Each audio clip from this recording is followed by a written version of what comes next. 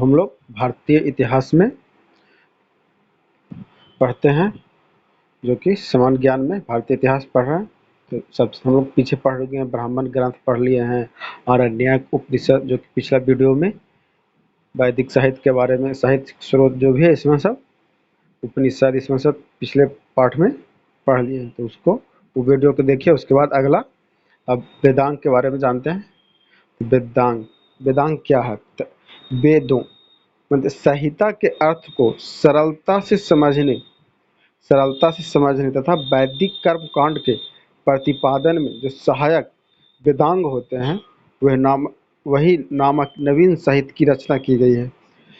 वेदांग की संख्या कितनी है? तो वेदांग की संख्या 6 है। मतलब संहिता, वेदों के जो अर्थ है उसको सरलता से समझने तथा वैदिक जो कर्म कांड हुए हैं उसको प्रतिपादन में जो सहायता करता, उसी को वेदांग कहा गया है। वेदांग में क्या किया गया? नवीन साहित्य की रचना की गई है, उसी को वेदांग कहा गया, नवीन साहित्य की रचना को। अब है वेदांग कौन कौन है? तो वेदांग है 6: शिक्षा, कल्प, व्याकरण, निरुक्त, छंद और ज्योतिष। तो इसका एक है नीरू कब जाए छे, इस पे इसको याद कीजिएगा तो ये याद हो जाएगा। शिक्षा, कल्प, व्याकरण, निरुक्त, छंद और ज्योतिष, ये 6 है। तो अब 6 के बारे में हम लोग डिटेल से जानते हैं। सबसे पहले शिक्षा, जो कि उच्चारण विधि है। शिक्षा क्या है? उच्चारण विधि है। इसमें वैदिक मंत्रों में शुद्ध उच्चारण, शिक्षा में क्या था? शुद्ध उच्चारण और शुद्ध स्वर क्रिया की विधियों को ज्ञानार्थ लिखित साहित्य, जो कि शिक्षा कहा जाता है। वैदिक साहित्य संबंधी प्राचीनतम साहित्यिक प्रख्यात है। मतलब शिक्षा में क्या है? जिसमें कि वैदिक जो मंत्र है उसको शुद्ध उच्चारण और शुद्ध स्वर की क्रिया के द्वारा जिस विधि से जो ज्ञान को लिखित को ही शिक्षा कहा जाता है। उसके बाद है कल्प सूत्र, जिसको कर्म कांड कहते हैं। कल्प नामक वेदांग में छोटे छोटे वाक्यों में जो सूत्र, फार्मूला बनाकर महत्वपूर्ण वैदिक विधि विधानों को प्रस्तुत किया जाता है। जैसे सूत्र ग्रंथों को ही कल्प सूत्र कहा जाता है। कल्प सूत्र 4 प्रकार के होते हैं।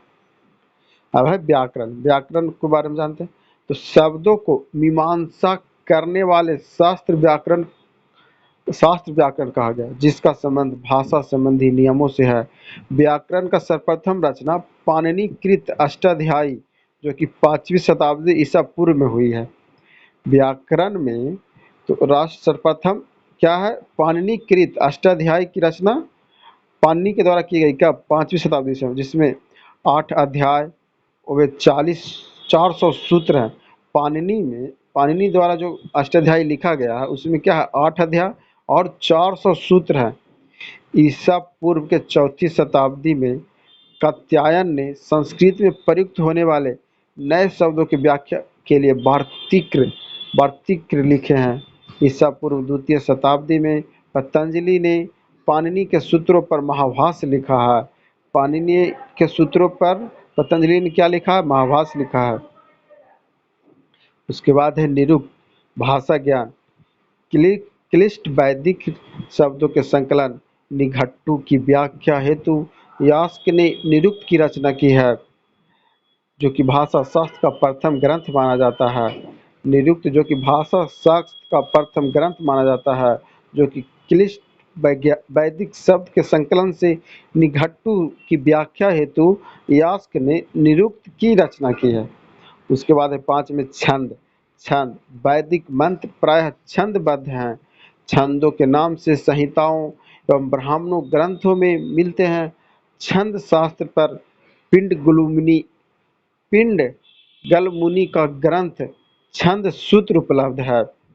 पिंड गलमुनि का ग्रंथ छंद सूत्र उपलब्ध है।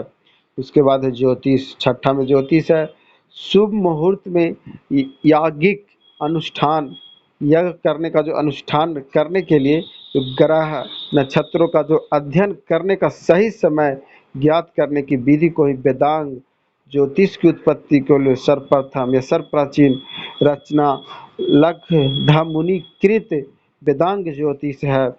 ज्योतिष के सबसे प्राचीन आचार्य लघद मुनि हैं।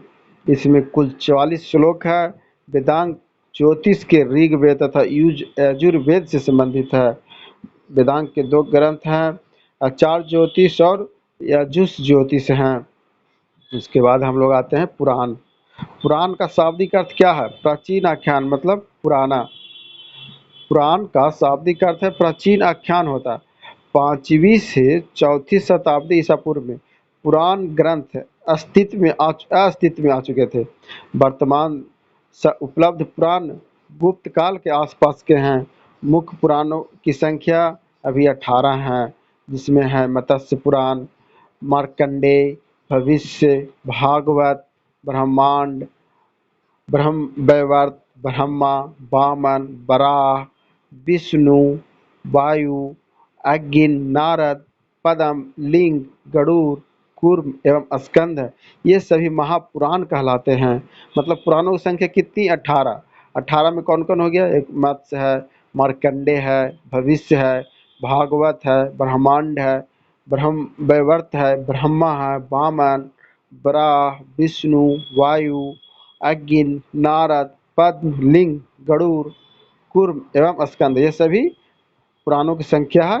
ये सभी महापुराण भी कहलाते हैं। पुराणों के अंतर्गत हम प्राचीन शासकों की वंशावलियां पाते हैं। मतलब पुराणों के अनुसार हम लोग प्राचीन जो पुराने समय के जो शासक थे उसका वंशावलिया के बारे में पता चलता है। इनके संकलनकर्ता महर्षि लोमहर्ष तथा उनके पुत्र उग्रश्रवा हैं। पुराण के संकलनकर्ता या रचनाकर्ता कौन है? महर्षि लोमहर्ष और उनके पुत्र उग्रश्रवा हैं। ये इसमें याद करने का चीज़ है। पुराण सरल एवं व्यवहारिक भाषा में लिखे गए हैं, जो कि जनता के ग्रंथ हैं, जिसमें प्राचीन ज्ञान विज्ञान, पशु पक्षी, वनस्पति विज्ञान और आयुर्वेद इत्यादि का बृहद वर्णन मिलता है। पुराण में क्या है? जिसमें पुराने में ज्ञान विज्ञान, पशु पक्षी, वनस्पति विज्ञान और आयुर्वेद इत्यादि का बहुत वर्णन मिलते हैं। Subscribe my channel.